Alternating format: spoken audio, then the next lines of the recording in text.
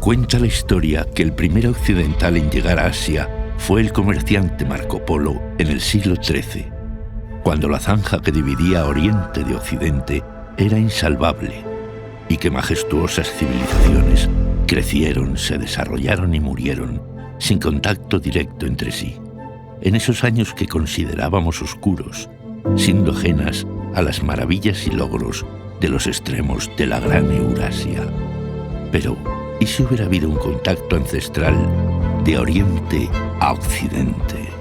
Viajaremos a tiempos remotos y revelaremos sorprendentes hallazgos del contacto entre Oriente y Occidente, milenios antes de la llegada del mismísimo Marco Polo a China en el siglo XIII.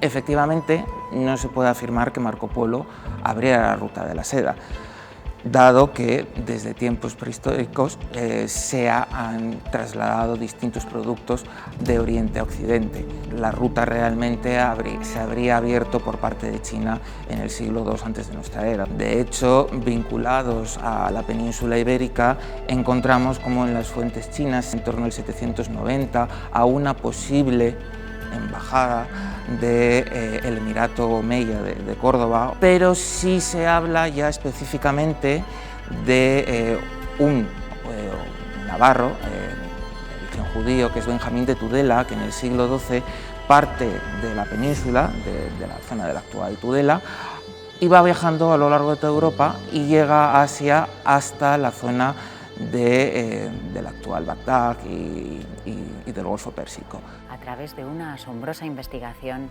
encontraremos los vínculos perdidos entre la península ibérica y la antigua China desde hace más de 2000 años. ¿Cómo pudieron conocer los metales de la mina de Río Tinto en Huelva, en el lejano Oriente en aquel tiempo? Las crónicas chinas del Hou Hansu o del Wei Liu, que hacen referencias al siglo II, hablan con respecto a los productos que se encontraban en el Imperio Romano. Vinculados a la península ibérica encontraríamos grandes cantidades de cinabrio, que dentro del Imperio Romano la gran explotación se encuentra en Río Tinto. Y esa conexión con Asia se hace ya tangible y regular cuando España se establece en Filipinas, extendiendo el Imperio Español hasta Asia, y se establece la conexión regular del galeón de Manila que conecta Filipinas con su gobernación en Nueva España. Sacaremos a la luz nuevas pruebas sobre cómo la humanidad navegó desde tiempos de los primeros homínidos, mucho antes de convertirse en Homo sapiens, hasta llegar al siglo XV. La verdad es que la humanidad, aunque mucha gente no lo sabe, empezó a navegar, los especialistas dicen incluso que en el Paleolítico, pero la navegación entre continentes está ayudada por un fenómeno natural que es la circulación de los vientos en los océanos, que son muy estables y que siguen unas rutas muy concretas y que sirven para ir fácilmente con barcos de vela desde Europa a través de Canarias al Caribe y de vuelta a España. ¿Pudo haber accedido Colón a una información privilegiada? ¿Podrían haberla manejado también los reyes católicos para financiar su viaje a las Indias, es decir, a Asia? La impresión general es que Colón encontró América por casualidad. Hay muchos indicios, en cambio, que nos dicen que él tenía una información muy concreta de que existía tierra a esa distancia. Y eso fue porque lo sabían los propios marinos de Huelva, los Pinzón. Descubriremos los primeros mapas de una proeza única que conectó por primera vez los 5 continentes por vía marítima. La primera vuelta al mundo como jamás se había contado. Entre esas dos etapas está la pieza clave que fue el viaje de Magallanes intentando establecerse en Filipinas, y esa empresa se culmina con la vuelta al mundo de Juan Sebastián Elcano. Una hazaña increíble que convierte a España en pionera y actor principal entre las relaciones de Europa y Asia en la actualidad, con la llegada de España a Filipinas y gracias a los galeones españoles y a nuestra moneda, el real de A8, asistimos al nacimiento de la economía mundial.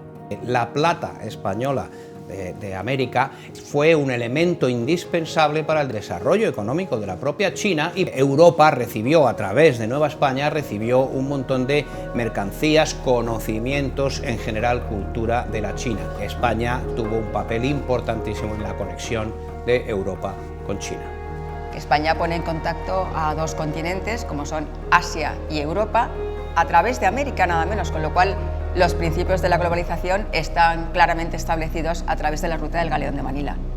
El real de a 8 es una moneda fortísima que tiene España, que circula no solamente en China, sino prácticamente por todo el mundo. Es una moneda internacional y no solo es la base del dólar americano, sino de otras monedas americanas, hispanoamericanas, también constituye la base de sus monedas después. Manila tiene una bahía muy protegida y, por tanto, fue un lugar de especial interés estratégico. Tenía unas cualidades excepcionales para el establecimiento de un gran núcleo comercial, que es para lo que sirvió a España durante toda la dominación.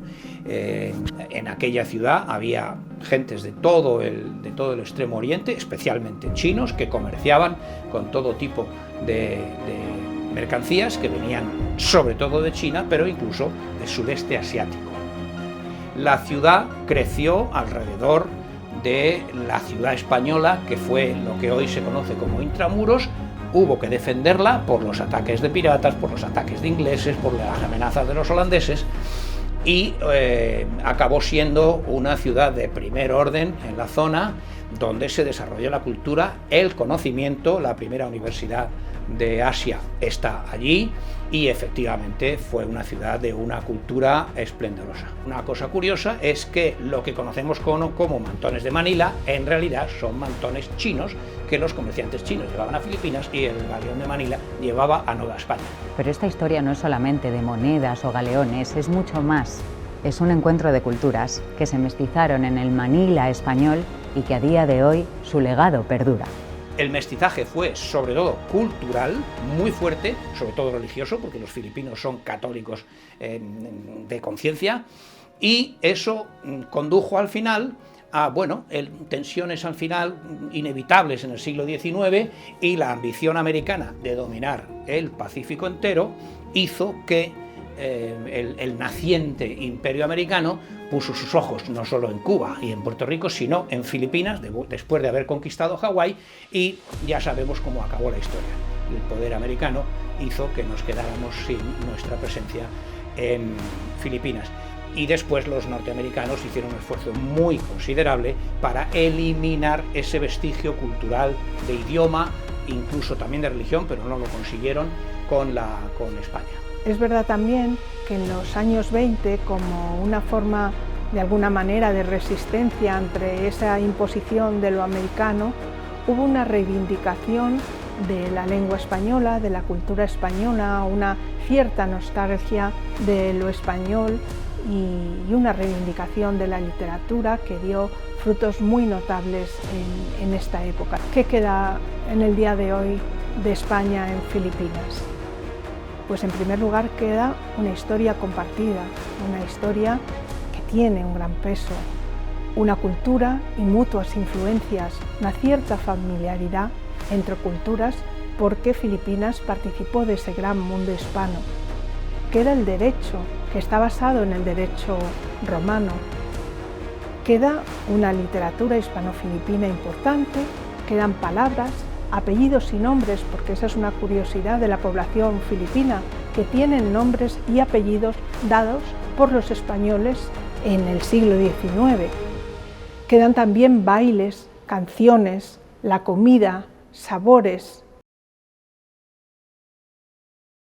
Las aldeas han dejado paso a los rascacielos y la ancestral ruta que unía Oriente y Occidente ha pasado de medir 7.500 kilómetros a 13.052. La nueva ruta de la seda tiene como última estación Madrid.